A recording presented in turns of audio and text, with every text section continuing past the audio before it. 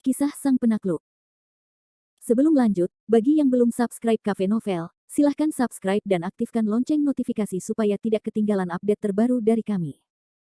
Jangan lupa juga tinggalkan like, komen dan share video ke medsos yang sahabat punya. Oke lanjut. Bab 179-180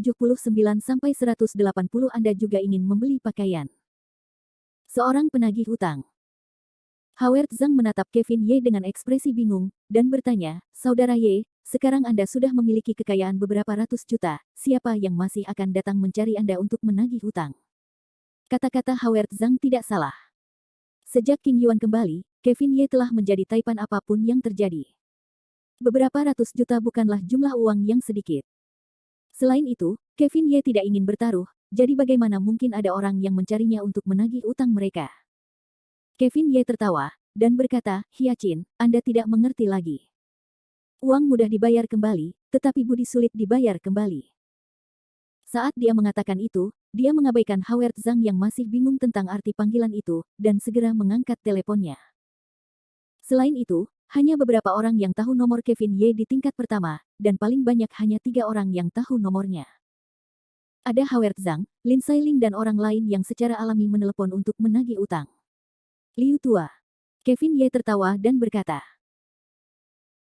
Hehe, hehehe, hehe, hehehe, Howard Zhang memiliki begitu banyak hal yang harus dilakukan. Setelah itu dan Lanakin, 2 gadis cantik di sekolah, saling mentraktir makan siang, dan sekarang bahkan kakak perempuan Liu Tua, CEO grup Lau yang tiran, datang untuk bergabung dalam kesenangan itu. Akhir pekan yang sangat menyenangkan. Di sisi lain telepon Kevin Ye, suara genit Michael Liu segera terdengar, Kakak Ye, hari ini akhir pekan, apa yang sedang kamu lakukan?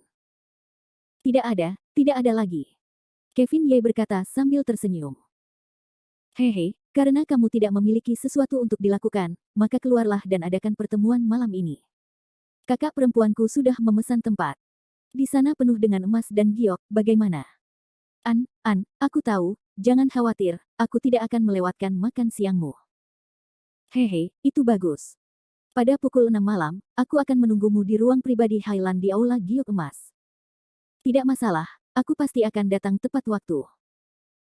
Setelah menutup telepon, Kevin Ye menghela napas dan menatap Howard Zhang, Hyacin, sepertinya kita harus membatalkan rencana sore ini. Liu Tua telah membuat janji untuk pergi makan malam ini. Apa? Aula Emas dan Giok. Howard Zhang pintar, dan berkata, sial, Liu Tua serius. Aula Emas dan Giok adalah salah satu dari sedikit hotel bintang 5 di Linhai. Saya mendengar bahwa mereka yang dapat masuk dan keluar adalah taipan atau selebritas. Jika mereka makan di sana, setidaknya mereka akan menghabiskan 100 hingga 200 ribu yuan. Apakah itu dibesar-besarkan? Kevin Ye tidak begitu peduli dengan makanan bintang 5, dan begitu pula, dia tidak banyak menelitinya.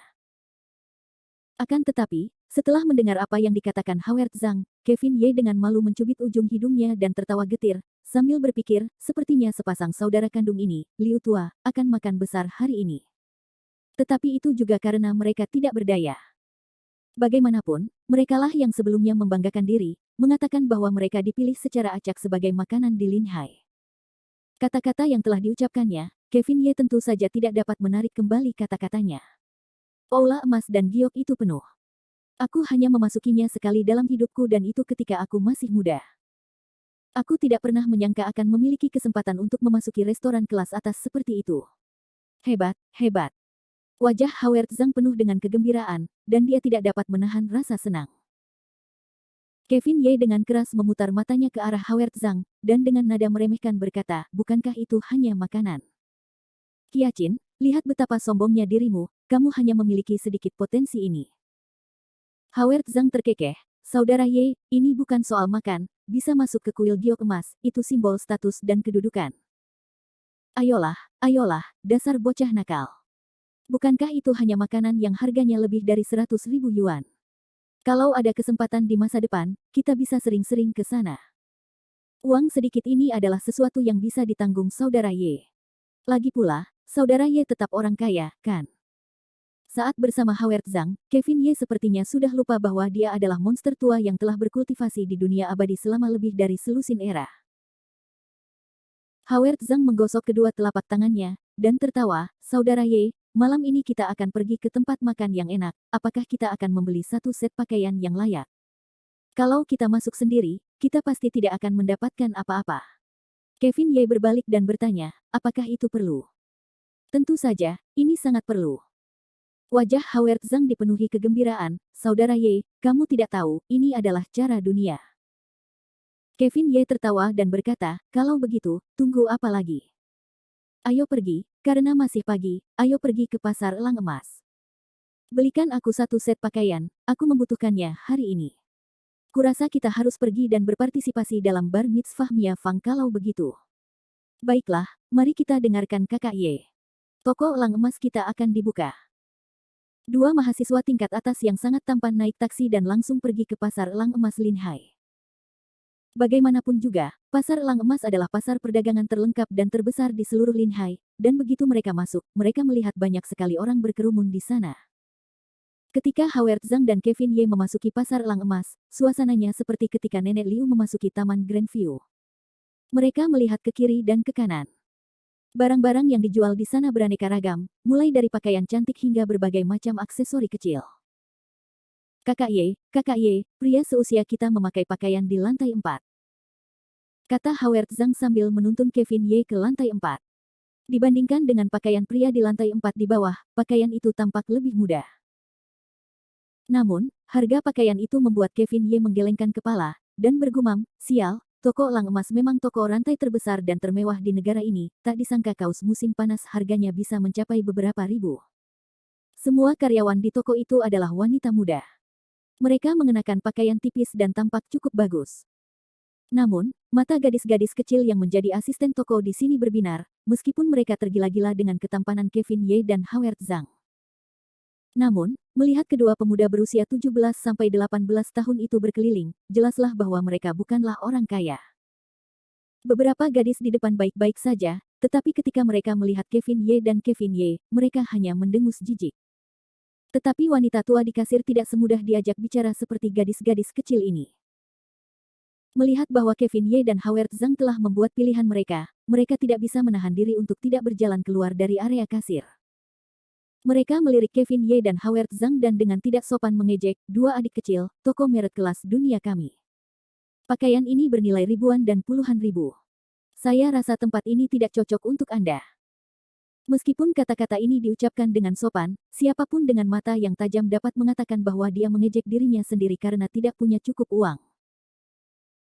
Bagaimanapun, Howard Zhang memiliki temperamen yang tidak sabaran, dan dengan kehadiran seorang miliarder seperti Kevin Ye saat ini, dia tentu saja tidak bisa kehilangan ketenangannya. Dia mencibir, Anda adalah manajer toko ini, pakaian di sini tampaknya sangat bagus, sangat cocok untuk saya. Hari ini aku mau beli baju di sini. Manajer toko yang berusia 30-an tahun dengan riasan tebal itu terkejut sesaat. Kemudian, dia berpikir dalam hati, bagaimana mungkin kedua anak ini tidak tahu apa yang baik untuk mereka. Dia sudah mempermalukan mereka, tetapi mereka masih ingin dia menjelaskannya. Sungguh menyebalkan. Namun, saat manajer toko hendak berbicara lagi, terdengar suara jenaka dari luar pintu. Nada menggoda dan meremehkan itu bahkan tidak bisa dijelaskan dengan kata-kata, oh, bukankah ini Kevin Ye, Ye Wen? Kalian di sini juga untuk membeli baju. C180 saya ingin toko ini. Suara yang tiba-tiba terdengar di pasar elang emas itu agak kekanak-kanakan dan menggoda, seolah-olah itu sangat menyebalkan. Cemoohan itu seperti betapa superiornya dia. Howard Zhang sedang berdebat dengan manajer toko pakaian, tetapi ketika dia mendengar suara itu, dia langsung menoleh. Kevin Ye dan Howard Zhang kemudian melihat dua sosok yang berpelukan satu sama lain dan berjalan dari ujung koridor. Itu adalah seorang pria dan wanita yang berjalan mendekat. Pria itu mengenakan pakaian kasual Armani. Poninya yang patah tergantung di depan dahinya, membuatnya tampak seperti manusia. Ada seorang gadis yang meringkuk di samping pria itu. Dia mengenakan riasan tebal dan tampak sangat jahat.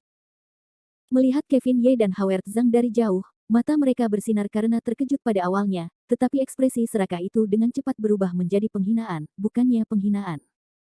Dua orang yang berjalan masuk dari koridor tidak lain adalah Qiao Yu dan kekasihnya. Kevin Ye tidak pernah menyangka bahwa Lin Hai-nya akan sekecil itu, dan bahwa dia akan dapat bertemu dengan orang yang sok suci seperti itu di pusat perbelanjaan. Qiao Yu, Xi Ting, Michael Liu, dan 4 tuan muda agung yang dikenal sebagai Jin Taiming, Howard Zhang secara alami mengenali mereka. Namun, terhadap kata-kata Qiao Yu yang seperti senyuman namun bukan senyuman, ketika Anda datang untuk membeli pakaian, Howard Zhang benar-benar marah. Howard Zhang membalas, Qiao Yu, apakah Anda tahu cara berbicara bahasa manusia? Apa maksud Anda dengan Anda juga ingin membeli pakaian? Mengapa, saudara Ye saya tidak bisa membeli pakaian?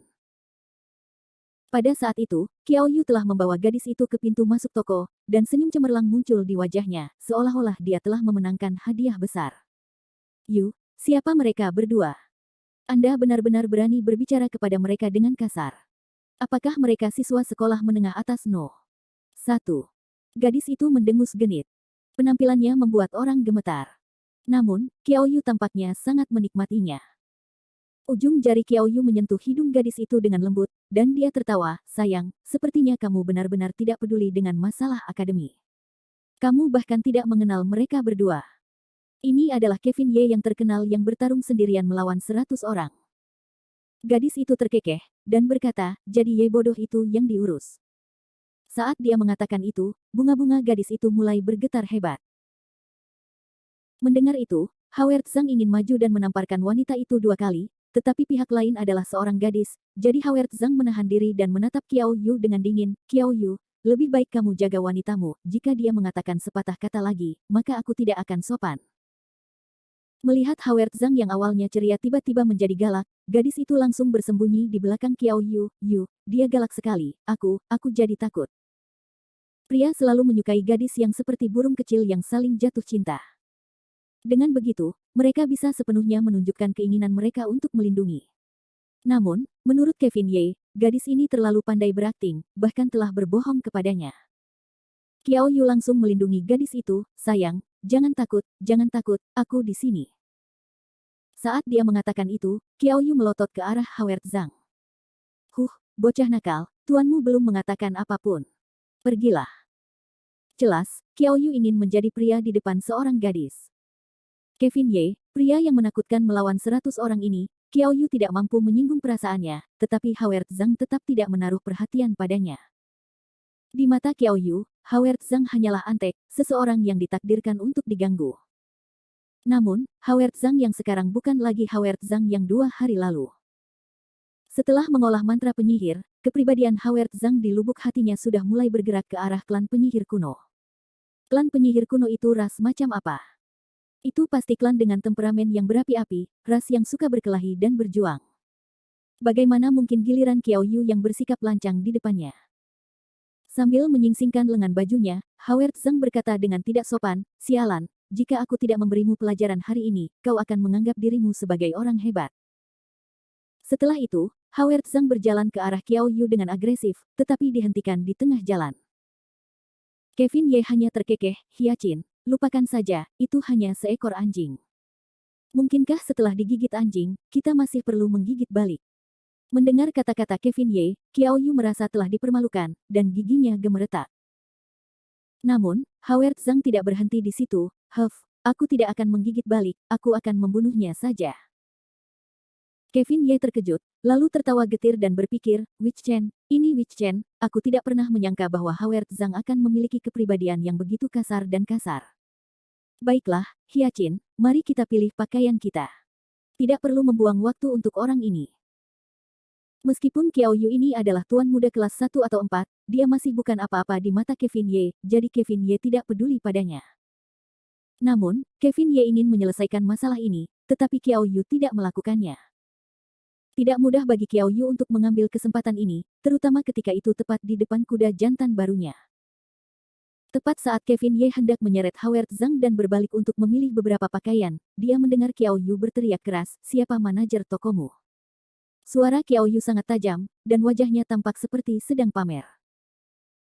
Mendengar Qiao Yu mengatakan itu, wanita berusia sekitar 30 tahun dengan riasan tebal itu segera berjalan keluar. Tepat saat dia hendak mengatakan sesuatu, wajahnya berubah ketika dia melihat Qiao Yu, dan penampilannya yang dingin dan sombong segera berubah menjadi sanjungan. Dengan beberapa langkah, dia berlari di depan Qiao Yu.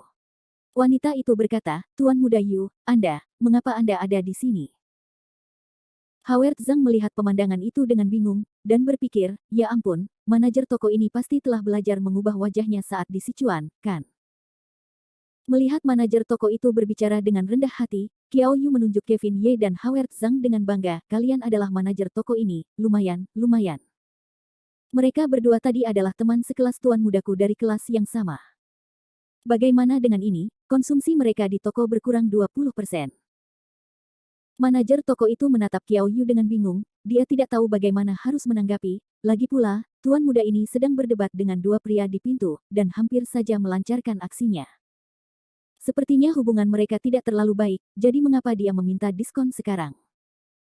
Belum lagi manajer toko itu, bahkan gadis di belakang Qiao Yu menatap Qiao Yu dengan bingung. Dia tidak tahu apa yang sedang direncanakan pria ini. Namun, mereka segera mengerti, dan mereka mendengar Qiao Yu berkata perlahan kepada Kevin Ye, siswa Ye, aku benar-benar tidak menyangka ini, air sebesar ini mengalir deras ke kuil Raja Naga. Kau benar-benar membeli pakaian dan datang ke rumah kami. Sebagai guru muda di toko ini, tuan muda ini akan memberimu diskon 20% karena menjadi teman sekelasmu. Apakah itu cukup baik? Tiba-tiba, Qiao Yu mengubah topik pembicaraan, dan mengejek, namun, aku hanya bisa membantumu sampai titik ini. Produk yang dijual oleh industri keluarga kita semuanya adalah produk pakaian bermutu tinggi, jumlahnya lebih dari puluhan ribu. Kurasa meskipun aku memberimu diskon 20%, kau tetap tidak akan mampu membelinya. Saat dia mengatakan itu, Qiao Yu mulai tertawa gembira. Uang adalah keuntungan terakhir yang dimiliki Qiao Yu terhadap Kevin Ye. Dulu, Qiao Yu tidak pernah memiliki kesempatan untuk mendapatkan uang di sekolah, tetapi sekarang setelah dia berada di pasar elang emas, semuanya berbeda. Dia harus menggunakan uang kemanapun dia pergi. Memikirkan ekspresi malu Kevin Ye, Qiao Yu merasa senang. Setelah mengerti apa yang dimaksud Qiao Yu, gadis di belakang Qiao Yu juga mulai tertawa kecil, Yu, berhentilah menggoda mereka. Kau lihat sendiri mereka adalah orang-orang miskin, bagaimana mungkin mereka punya uang sebanyak itu? Serius deh, meskipun mereka tidak punya uang, mereka masih mau belajar dari orang lain untuk pergi berbelanja. Bukan hanya gadis itu yang berada di samping Qiao Yu, bahkan manajer toko pun memasang wajah penuh ejekan. Ia berkata kepada Howard Zhang dan Kevin Ye, hei, hei, hei. Tuan muda Yu sedang dalam suasana hati yang baik hari ini dan memberikan kalian diskon minimum. Namun, biar ku beritahu, pakaian termurah di toko kami semuanya seharga 8.000 yuan, jadi aku akan memberikan kalian diskon 20%. Itu masih 6.400 yuan, cepatlah beli jika kalian punya uang, dan jika kalian tidak punya uang, enyahlah, jangan halangi usaha kami. Awalnya, seseorang di industri jasa seharusnya tidak memiliki sikap yang begitu keji. Namun, dengan dukungan tuan muda keluarganya, manajer toko yang berkuasa ini mulai memandang rendah dirinya. Bagaimanapun, ia tidak khawatir langit runtuh dan orang yang tinggi menopangnya. Namun, ia tidak tahu bahwa kata-katanya itu telah menghancurkan kariernya sebagai manajer toko profesional. Mengenai ejekan Qiao Yu dan antek-anteknya, Howard Zhang berteriak dan melompat, temperamen tuamu buruk sekali. Tetapi Howard Zhang dihentikan sekali lagi oleh Kevin Ye, yang memiliki senyum hangat di wajahnya saat dia berjalan di depan Qiao Yu. Qiao Yu terkejut, dan segera mundur 2 langkah. Qiao Yu telah melihat Kevin Ye tersenyum sebelumnya, terakhir kali Kevin Ye tersenyum seperti itu karena dia sangat tidak beruntung. Namun, ketika gadis di belakang Qiao Yu melihat wajah Kevin Ye yang tersenyum, hatinya tergerak dan berpikir dalam hati, sangat tampan hingga hampir menjadi sampah. Sangat disayangkan bahwa dia miskin, jika tidak, mengikutinya akan baik, setidaknya lebih baik daripada mengikuti tusuk gigi yang ada di sampingnya. Kamu, Kevin Ye, apa yang kamu lakukan? Jangan bertindak gegabah, biar ku beritahu, ada penjaga keamanan di sini. Qiao Yu mundur dengan wajah yang dipenuhi keringat dingin. Mengenai kekuatan Kevin Ye, Qiao Yu sedikit takut. Kevin Ye tidak berniat menyerang, dia hanya tersenyum tipis, Tuan Muda Yu, jangan takut, aku tidak akan menyerangmu. Aku hanya ingin bertanya apakah diskon 20% yang kamu katakan tadi benar, dan apakah diskon 10% ini untuk semua produk di toko ini. Gadis di samping Qiao Yu langsung melemparkan pandangan meremehkan ke arah Kevin Ye, dan berpikir, apa gunanya tampan, Diaosi hanyalah Diaosi. Yang lain sangat memalukan tetapi mereka masih peduli dengan diskon, ayah. Jangankan gadis ini, bahkan manajer toko ini dan para pelayan semua menatap Kevin Ye tanpa malu-malu.